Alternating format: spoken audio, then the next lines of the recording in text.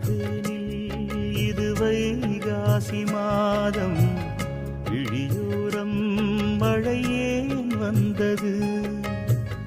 புரியாதோ இளம் பூவே உன் மோகம், நெருப்பாக கண்ணில் நீர் வந்தது.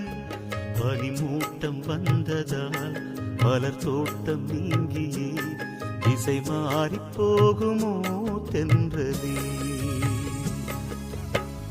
காதல் ரோஜா பாதை மாறாது, நெஞ்சம் தாங்காதோ.